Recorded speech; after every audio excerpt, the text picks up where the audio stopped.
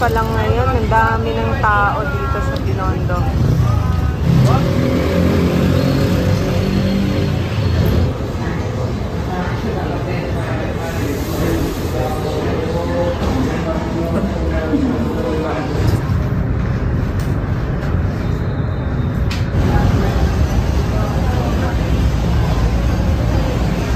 Bukas pa mismo ang Chinese New Year. Pero bisperas pa lang, ay kitang-kita niyo ng buhay na ang mga kalsada. Halika't subukan nga nating humalo sa kasayahan. Ayan, may mga mascot pa dito. Pero may bayad yung mga yan pag nagpa-picture kayo. Nakakatawa naman itong mga mascot.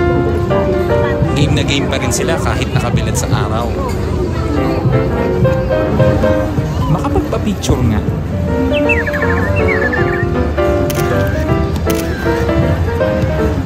Parang Disneyland at Universal Studios Japan ang peg nito ah.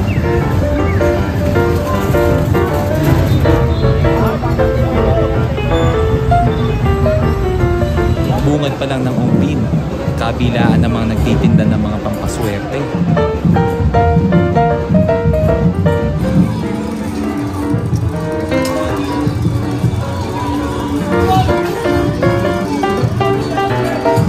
Mukhang masarap to ah.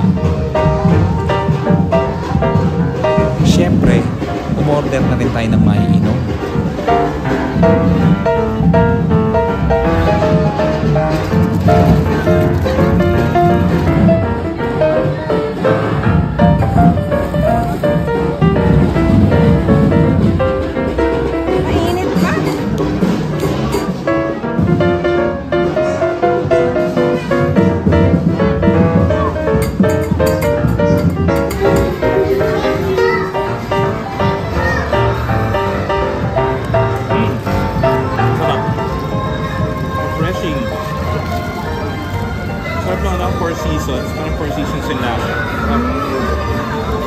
May pineapple eh, may nilagay na pineapple.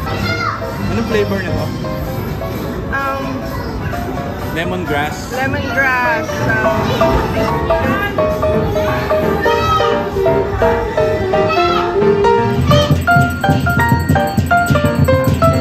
Sa dami nang nangyayari sa paligid, hindi mo na nga alam kung saan mo ibabaling ang atensyon mo.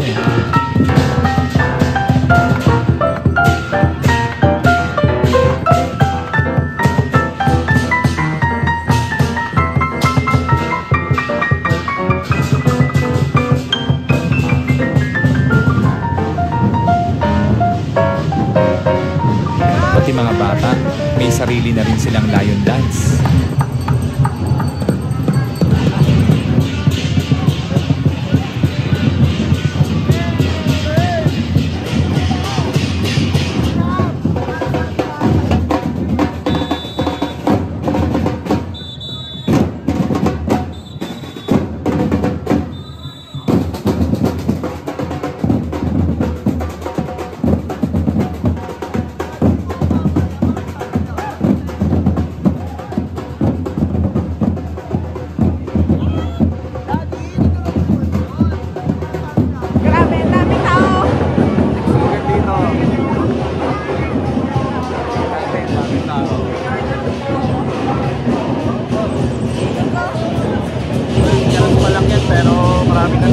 Kaya nga, may pupuntahan tayo ngayon dahil sobrang daming tao dito. Titignan natin kung merong makakainan doon sa kabilang side.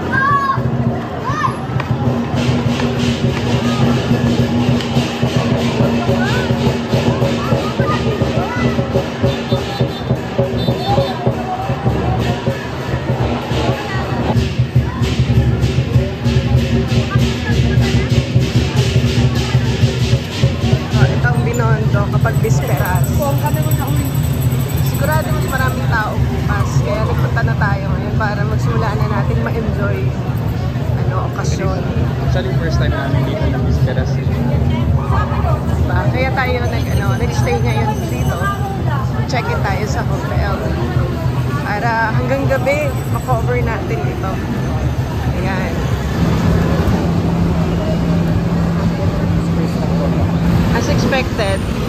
waiting line na naman dito sa harap ng Waying. Dahil dyan, may pupuntahan tayo para makakain tayo kaagad. Ito yung take-home window naman ng Waying. So kung okay lang sa inyo na iuwi yung food, you don't have the patience to wait para makaupo doon sa Waying mismo, pwede kayo mag-take out dito ng food. Ay, typically, pag Chinese New Year, alam nyo lang doon sa may Ongpin. Andun yung mga fast food, Waying, and iba pang mga restaurants.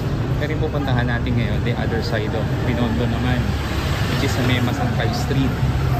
Meron kaming pakita sa inyo doon na hindi madalas pinupuntahan pag Chinese New Year. Baka magulat kayo. Old sign is down, new sign up. Ito, nilalakad lang natin papunta dun sa kabilang side. Nasa Benavides Street pa rin tayo. Pupunta tayo dun sa kabilang dulo ng Benavides. Hindi nakakaalam, mahaba ang Benavides Street hanggang sa kabilang side ko ng Binondo.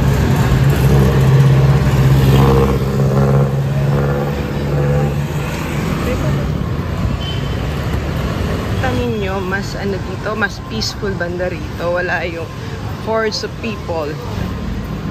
Kasi, hindi masyadong alam tong banda rito. Ito natin dito is the same good food na you can get sa Ongpin.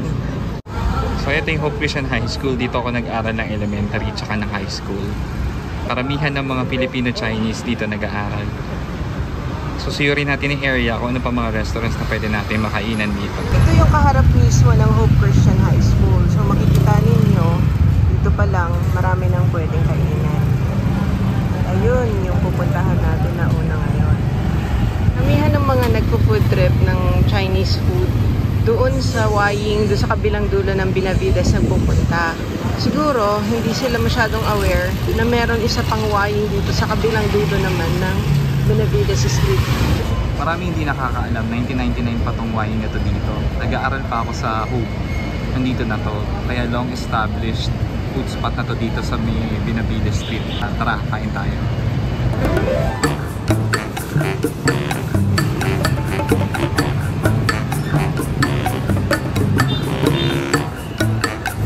Nandun sa second floor, hindi sa mapuno dito sa baba.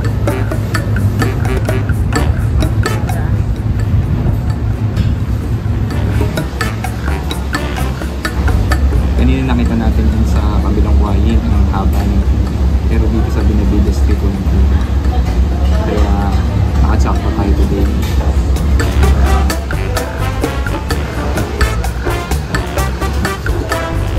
Hakaw, isang hakaw.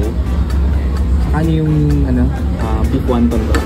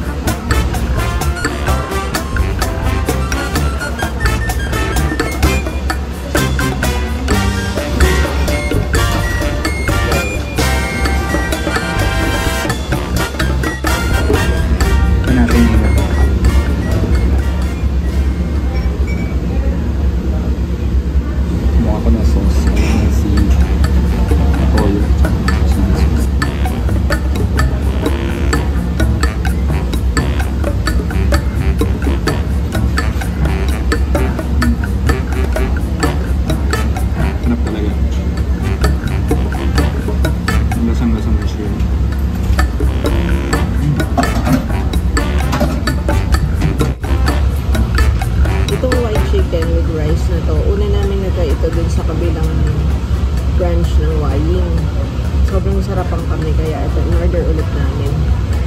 Kaya makikita nyo, very tender yung chicken. Tapos ang daming spring onion dun sa ibabaw. Tingnan muna natin na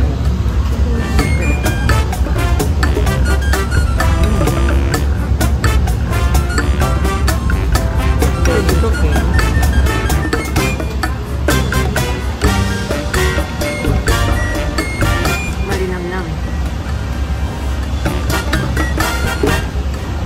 Ang fresh ng dating ng lasa.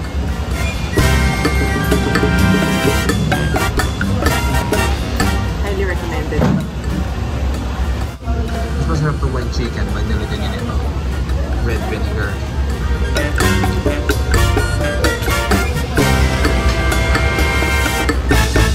Mas na-elevate yung lasa pag nilalagyan mo ng red vinegar.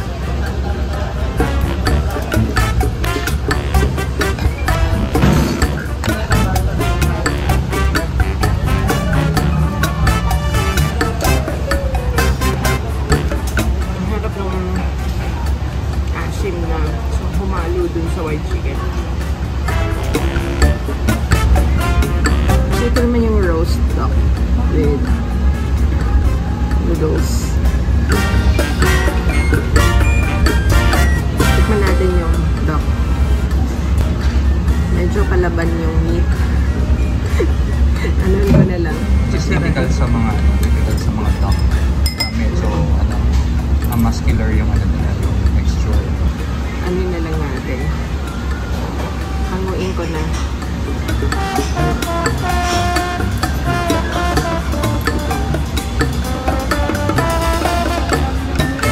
Sa unang subok, hindi mo agad malalasahan yung duck.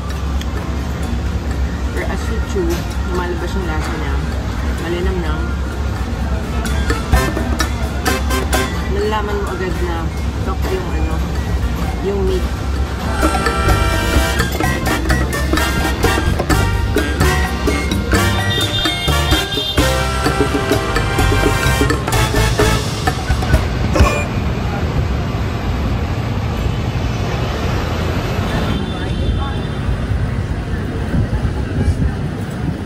Okay, so we're done with buying. Ang next stop natin dito lang sa kabilang kanto, sa Causeway.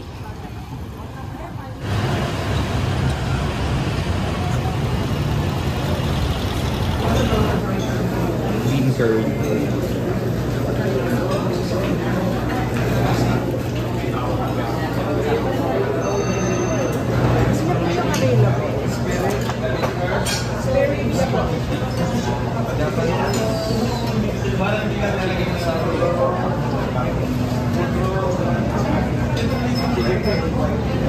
Saya dalawang spare ribs. Pero tapupe.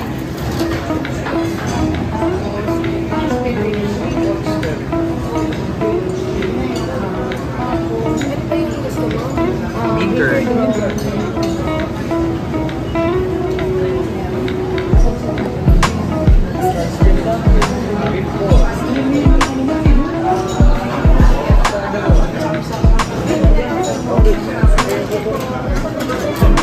Actually, sinuwerte pa rin tayong abutan itong dim sum cart nila.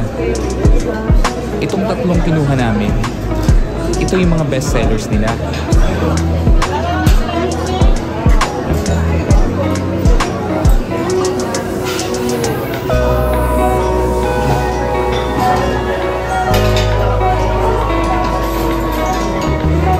Tikman natin itong chicken feet.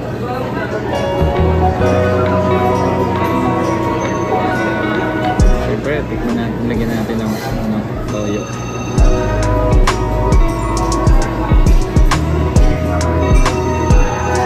Lambot ng balat. Umihiwalay siya sa buto. Saka masarap yung lasa. Medyo matamis yung yung coating niya. Bone.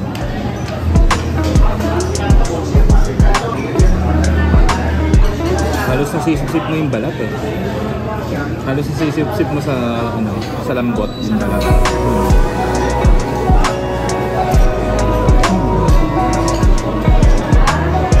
Good.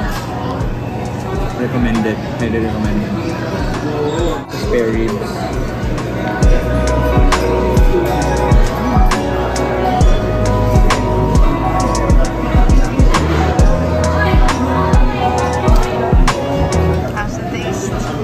Meaty.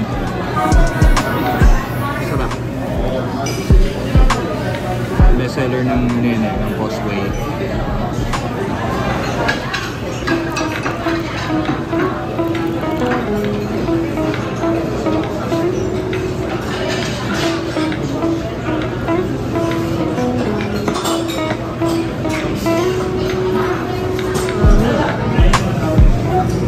Tapos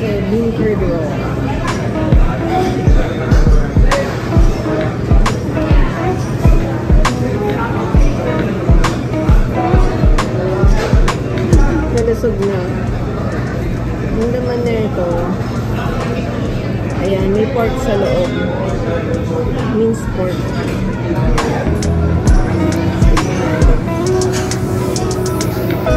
May minced pork, may carrots. Ayan. Tapos, umuusok pa sa init. May nakikita mong cabbage.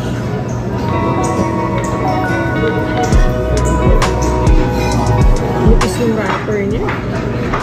Puro meat, halos meat.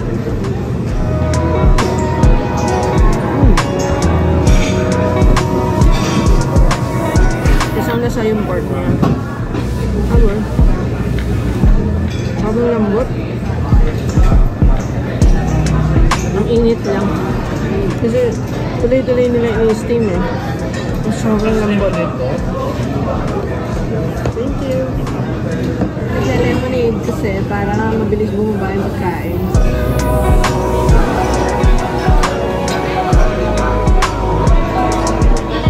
Daming kainan dito. Ayan, may curry house, may panaderia, meron ding country chicken banda roon. Lapitan natin. Yung country chicken, dito na yan since the 1980s pa. Isa yan sa mga OG restaurants nito. Pwede kang umorder ng pang take-out. At meron din silang restaurant sa loob. Lalakad ka rito, yung amoy ng mga iba't ibang pagkain. Halo-halo. Oo, sasalubungin ka, ang bango. Parang nagpunta ka din ng Taipei. Yung amoy ng ano. Taipei Fields. Lalo na sa may bandang Datong District. Ganito yung amoy.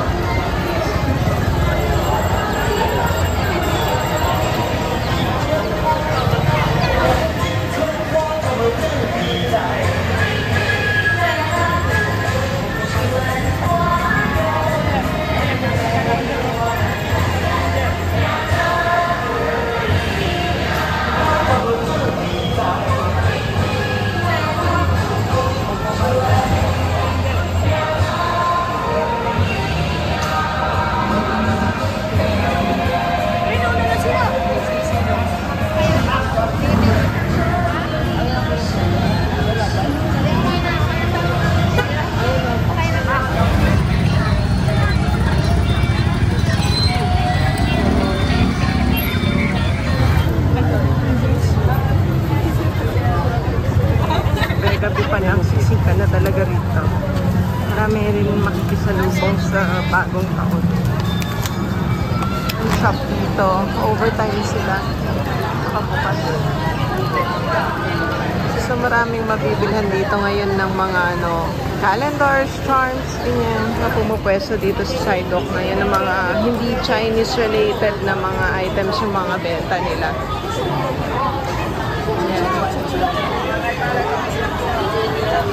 Nagbibenta ng mga kakanin, mga usual na street foods, yung mga nabalatan ng mga kumot.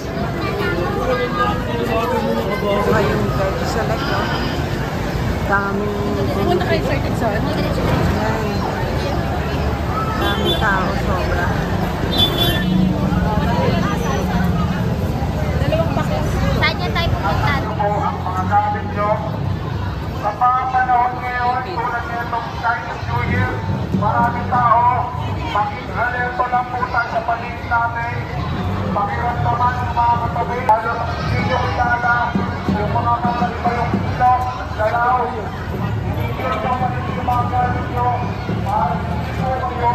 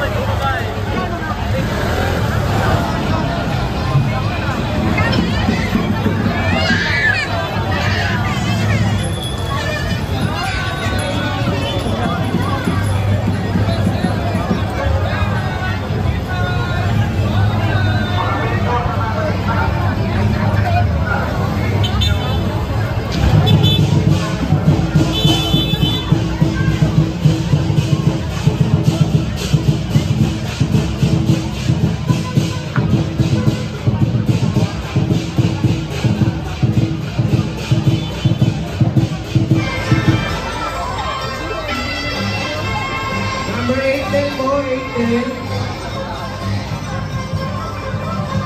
Panalo pa rin sa pila itong NB team.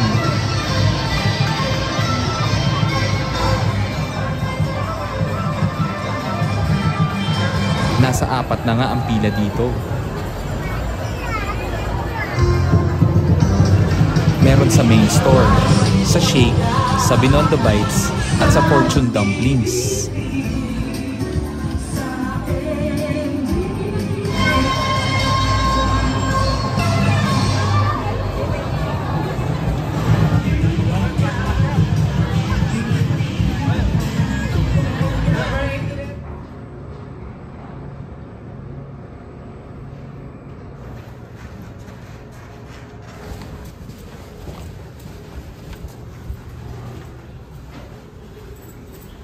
Balik na tayo ulit ng hotel. Magpahinga muna tayo bago ang New Year countdown.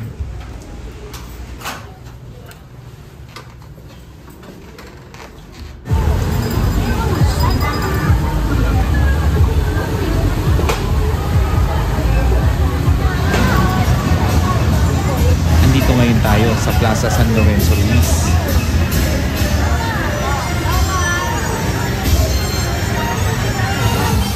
Dahil mas maluwag dito kaysa sa Ungpin Street, mapapansing naglalagi dito ang ilang mga pamilya at magkakabarkada. Nai-enjoy nila dito ang mga food stalls at tanawin, gaya nitong fountain na nag-iiba-iba ng kulay.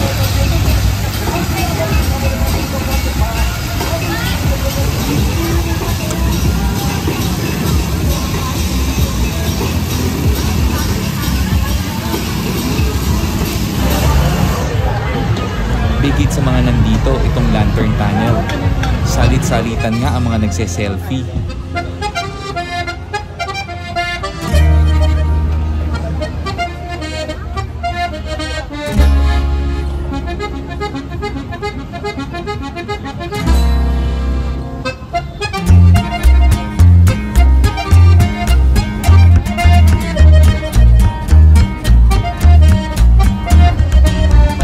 Din sa mga turista itong lion dance costumes.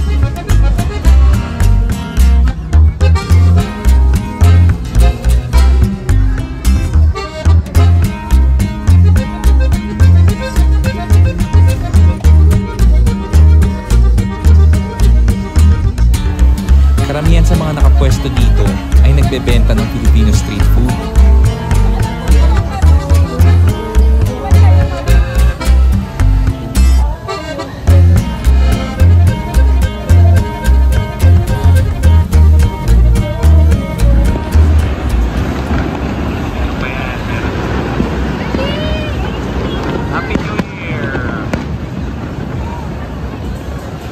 What size?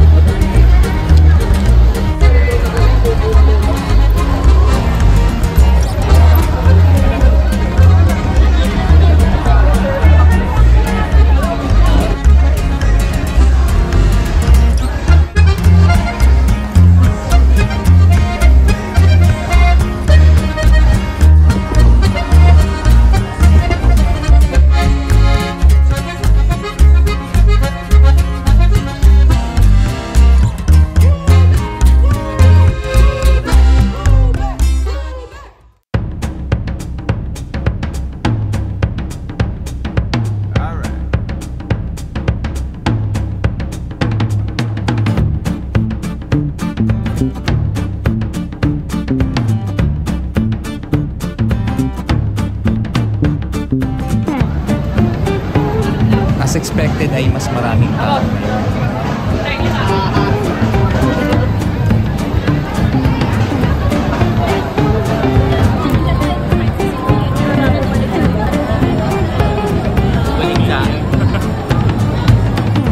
Dahil dyan, ay sisegoy ulit tayo sa ating susunod na destinasyon.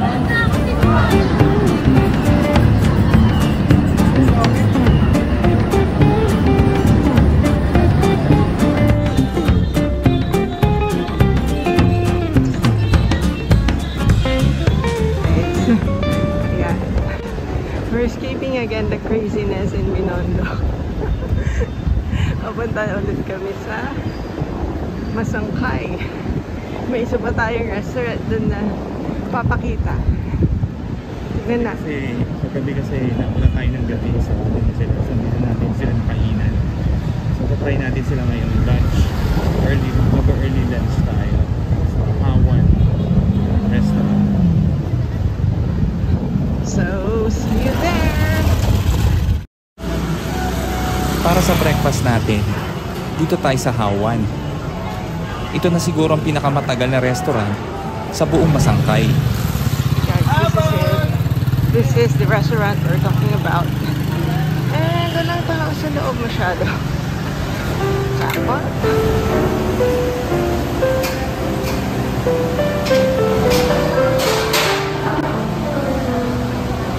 Hindi gaanong puntahin ang restaurant na to. Kadalasan ay mga lokal at mga estudyante sa kalapit na eskwelahan ang regular na kumakain dito.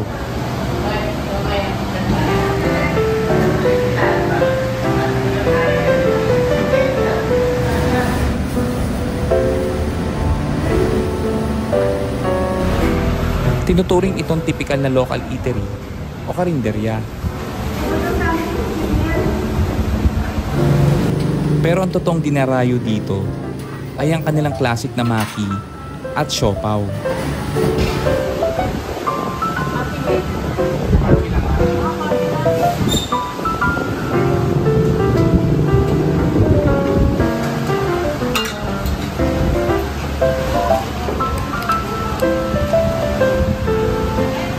Matagal-tagal na rin akong hindi nakakakain dito eh.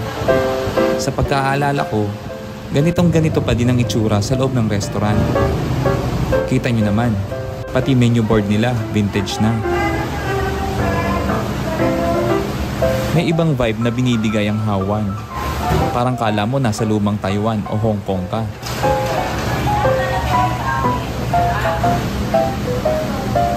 Ang una natin titikman ay ang kanilang classic na maki. Pero pwede rin kayo mag-add ng noodles para maging maki-mi. Tignan natin ngayon yung maki-mi. Malapot talaga, no? Hindi kagaya sa ibang maki-mi. Medyo Malabnaw sa iba. malabnaw yung sabaw. Dito dito malapot talaga siya. Proper old school maki-mi.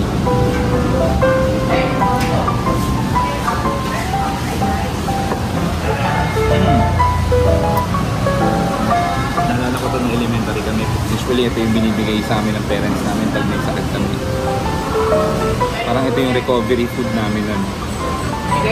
Ganun pa rin talaga yung lasa. Iba pa rin talaga. Alam mo, old school talaga na maki-mi talaga siya. Yung iba nito may noodles. Pero itong in-order namin, walang noodles. Ito yung thickness ng soup niya.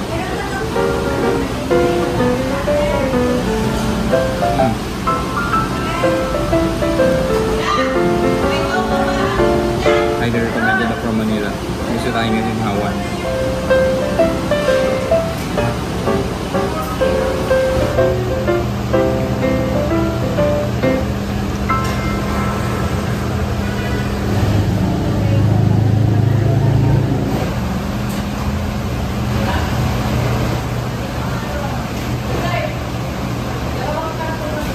Ngayon naman ay susubukan natin ang kapartner ng maki, ang kanilang bola-bola siopaw. So you have to peel the paper sa ilalim. Tapos biyakin natin. siyang chicken. Chicken. Parang nga eh. Pero di ba bola-bola yan, supposedly? Parang siyang chicken. Proper old school.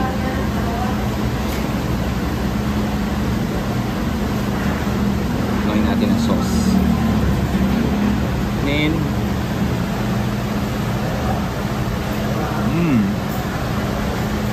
sarap. Sarap yung sauce, tsaka yung ano, yung naman yung bola-bola. Sarap niya. Mga ibang bola-bola, may taba-taba ka man. Ito, ano lang, sarap siya. One of the best na natikman ko siopaw so far.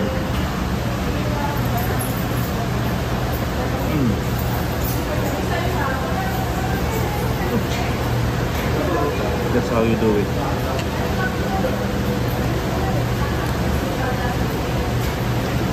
Tapos sabayan mo naman yung tour.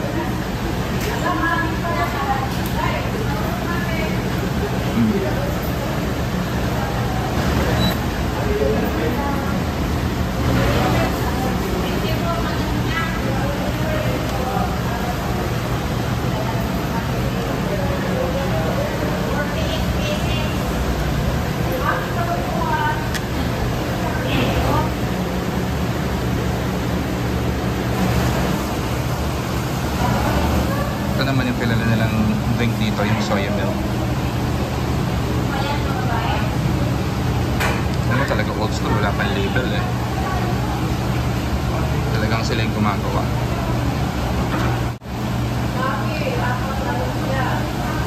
Ano na matitikman natin yung soya milk?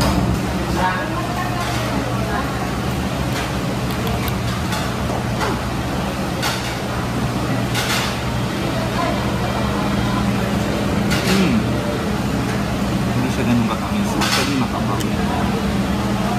Refreshing siya pero hindi siya matamis. Hindi kagaya ng soya milk matamis o hindi. So perfect combination nito. Perfect complement para sa mga salty food ang gaya nito maki. So ano siya?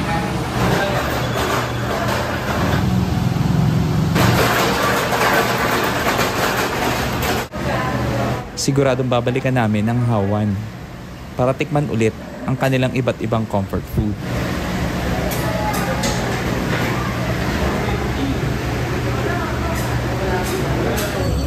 At syempre, hindi pwede makompleto ang food trip na to kung di tayo mag-uwi ng fresh lumpia ng New Poheng.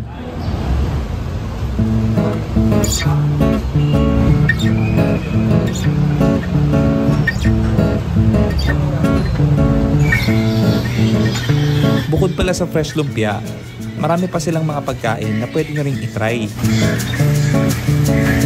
Alam nyo ba na dito pala nag-relocate yung original na New Poheng Lumpia House na dating nasa Quintin Paredes?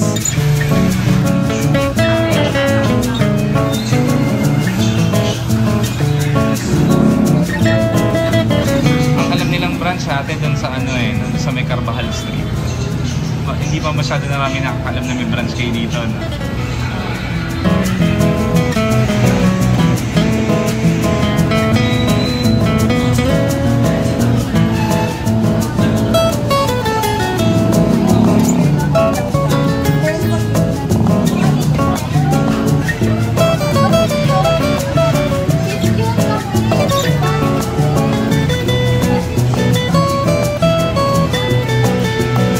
Sana ibisitahin nyo rin ang New Poheng dito sa Masangkay Street.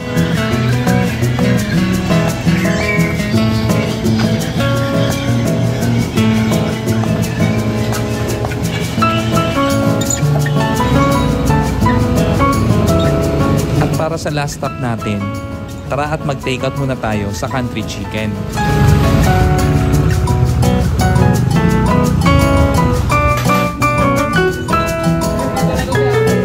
Orderin natin ay yung sikat nilang chicken at yang chow fried rice.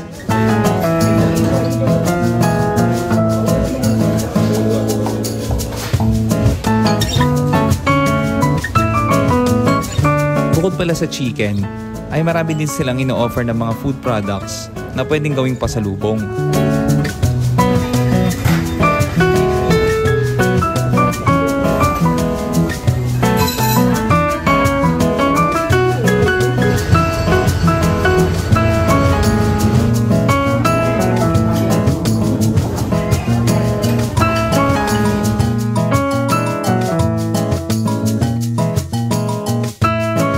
pala yung classic yang chow fried rice at chicken.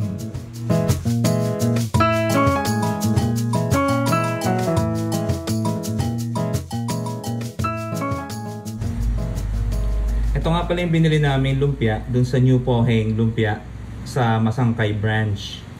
Hindi na namin nakain sa on-site kasi busog na rin kami since kumain tayo sa Hawan. So ito, dito na lang natin kainin sa bahay as merienda. So buksan natin. Kung mapapansin niyo, medyo malaki yung lumpia. Parang kagaya din yung sa ano. Pero personally, parang nakita namin parang mas malaki ito compared dun sa may Carvajal Street. Saka mas malaman siya. Mas ano siya eh, mas kumbaga mataba. Ayan no, medyo solid siya, mas solid siya. Yung gawa dito sa may Masangkay. So, lagyan natin ng sauce. Unahin muna natin buksan kung ano yung nasa loob. And kung makikita nyo, meron siyang carrots. Meron din siyang mga other vegetables. Okay, meron din siya dito lettuce. Makita nyo may lettuce siya. Tapos, ano pa ba yun dito? Onions. Yan, meron siya. So, lagyan na natin ng sauce.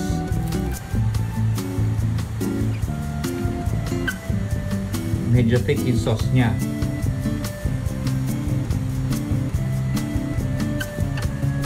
Ayun. So, ihaluin na natin.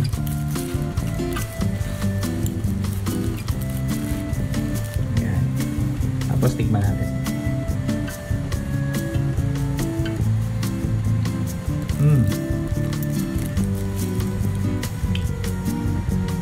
Kasi lasa naman yung sa may Carvajal Street. Dati, yung Poheng Lumpia doon sa may Carvajal, New Poheng din siya. Tapos early this year, nakita namin, naging Poheng Lumpia na lang siya. Tapos na-discover namin na meron din silang isang branch doon sa Masangkay Street. So kung malapit kayo sa may Masangkay, gusto nyo i-try ulit yung gusto kumain ng lumpia, meron na silang branch doon. So yun, highly recommended namin to para sa mga siguro mahilig sa mga gulay. Ano to, good alternative to na merienda or midnight snack. Wala kayong guilty feeling, kumbaga. So highly recommended ng From Manila. Try nyo rin.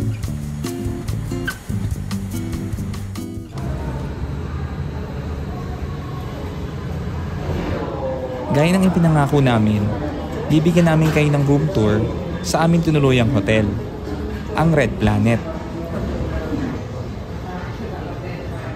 Dahil peak season ngayon, napakaraming nag-book dito sa hotel. Kaya medyo natagalan kami sa proseso.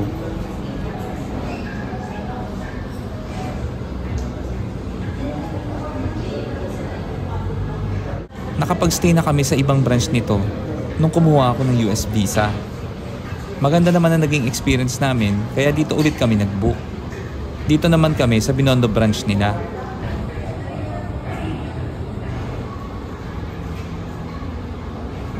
Malinis at maayos ang Red Planet, kaya highly recommended namin ito. So bibigyan ko kayo ng quick tour sa aming room dito sa Red Planet Hotel, Binondo branch. Pasok tayo.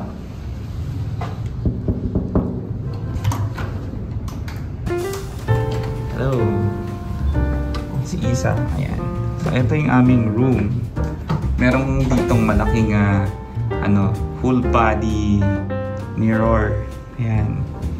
From top to bottom yan. So, kung gusto yung tignan yung mga OOTD nyo. Ayan. Nakikita nyo dyan. So, meron ditong hair dryer na pinoprovide. Tapos, ayan ang flat screen TV. Simple LED TV lang siya. Pero they provide cable din. Nandiyan yung mga remote control. At least meron tayong window. Tapos ang aming double bed. Ayan. Then both sides na meron na side table. At may mga saksakan naman. And typical sa mga Red Planet hotels, merong salamin sa may headboard. Dito sa may bandang gilid na dito yung maliit na table. Yan, may chair. Tapos meron ditong safety box. So kung gusto nyo mag-iwan ng mga valuables nyo like cellphones, yung mga alahas, pwede dyan. Tapos may pinaprovide din sila ditong maliit na takorek. And dahil dalawa kami, mayroon dalawa ditong mug. So by the way, ito nga palang dito, itong nandito naka-post sa wall, hindi siya painting or design lang. Ito yung map. So, ayan yung Plaza Roma, for example. Ayan yung Fort Santiago. Magkakalapit lang kasi yun eh. Tapos ito yung Filipino-Chinese Friendship Park, Santa Cruz Church. Ngayon sa bathroom naman, simple lang, maliit. Maliit lang. Pero sakto lang. Ayan, nandito yung shower. Simple lang yung shower niya. So yung gano'n nila, yung shower nila, half lang yung may cover. Hindi siya sliding door. So yung half niya, open. Ito naman yung toilet, simple lang yung toilet. And ito na yung sink. Ayan. Very simple lang itong kwarto. Malaki yung mirror. Tapos ito yung pintuan. Tapos dito sa may pintuan, dito pala yung hanger. So pwede nyo i-hang yung mga damit nyo. Ayan, so dito.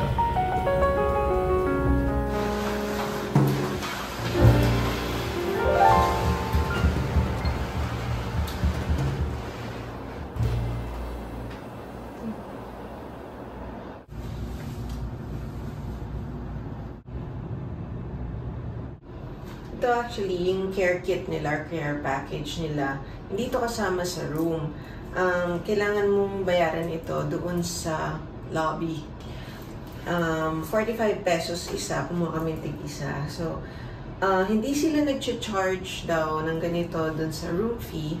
So, kailangan bayaran doon ng cash. So, we paid for it right there and then. Tapos, ang laman niya, isang pair ng hotel slippers at saka ito, dental kit. So, sa dental kit, dito yung toothbrush at saka toothpaste.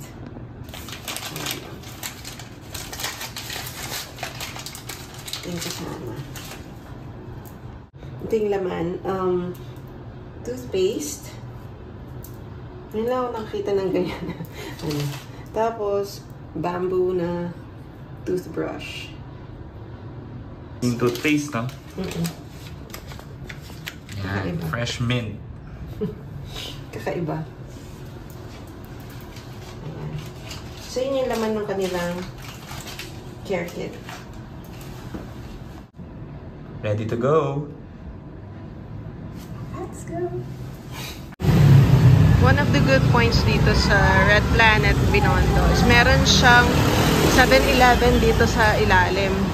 So, kapag meron kayong mga kailangan na snacks or gamit, pwedeng bumili dito, hindi nalalayo.